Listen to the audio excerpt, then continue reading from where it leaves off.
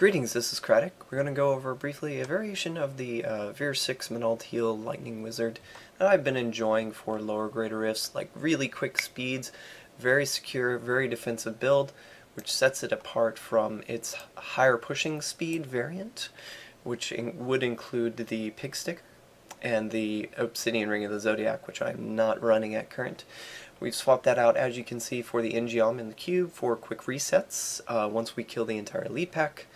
And then we also get quick casting of our skills such as Explosive Blast while the In-Geom is up. Quick cast of our Teleport while in Archon as well, huge benefit with the In-Geom. We're also running the Wormhole rune on Teleport to help us outside of Archon just to get from pack to pack quicker, which is the entire point. We may get stuck outside of Archon without the In-Geom bonus, so Wormhole is a great option here. We're also using the Halo of Karini as our other ring for extra defense, toughness, huge toughness boost in combination with the Orb of Infinite Depth. Lets you survive easily while outside of Archon, especially when on those slightly lower GRs, maybe up to 5 greater rifts lower than the other variation. Yes, but it's Vyr 6. You're gaining stacks for attack speed, armor, resistances, and damage reduction and damage. You have the Fazulas for automatic stack count when you enter Archon. You have the Swami for the overlap of your stacks, and yeah, it's a really very fluid setup for lower greater rifting, and quite enjoy this. We're running Nemesis bracers, we're running Trapped and Zays with the Gogok. Gogok, of course, giving it attack speed and cooldown. Cooldown will be very important with this build. You're going to want to shoot for 62.6 excluding the Gogok. Including Gogok, that would be 68.2, I believe, %. That's what you want to go to shoot for. That'll give you just maybe 1 second outside of Archon, even with the In-Geom, just to be able to cast your Teleport and cast your Explosive Blast before going back into Archon form. The cool thing here is, yeah, we're just able to sustain, and then we don't need a lot of attack speed, even though we're running a lower attacks per second wand. Running at a lower greater rift level means you're going to get a lot more on-kill stacks from the Vyr bonus, so maintaining that stack count is a little bit easier, even with the slower weapon at this sort of greater rift level. Yeah, you need, basically, what I'm going to recommend is 1 attack speed roll on, you're going to need it on your weapon, but you're also going to need 1 extra attack speed roll.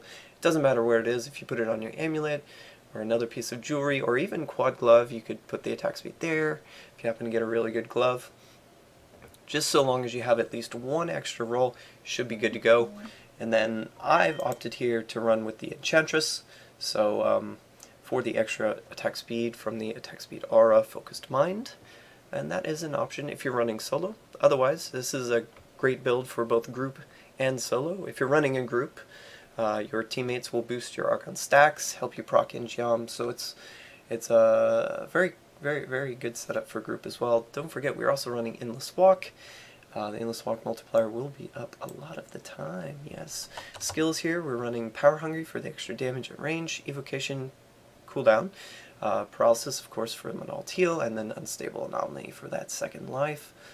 I have been running Magic Weapon Conduit here just to be able to sustain resources. Very nice with this build. You pretty much have enough defense anyway, but with the Magic Weapon Conduit, you can opt for life per hit instead of vitality on your bracer, if you so desire. The other option here would be to run Deflection. Deflection is also a great option for defense. Other alternate skill options instead of Wormhole, if you're pushing a little bit higher, maybe in a group or something like that, you can just swap Wormhole to Safe Passage, be a little bit more defensive when outside Archon, would be nice. When transitioning, especially. Other options, you could run, if you're having problems with resource, you could run with the, not the Enchantress, but the Templar. Templar would give us the Inspire ability, help us run extra Arcane Power regen, also gives us a heal, so That's when you're solo. If you're not solo, you can also opt to swap out this passive Power Hungry. It does give a lot of damage, but you can opt to swap it out for Astral Presence, perhaps. Giving you a little bit extra leeway both on the max AP and the Arcane Power regeneration per second. Now, another option here is you can put points into maximum Arcane Power. I didn't find it necessary, especially with running Conduit, but your mileage may vary, and that would be helpful, especially if you're running Deflection. This might be more desirable. Anyway, those are some of the options, and hope you've enjoyed this little run through.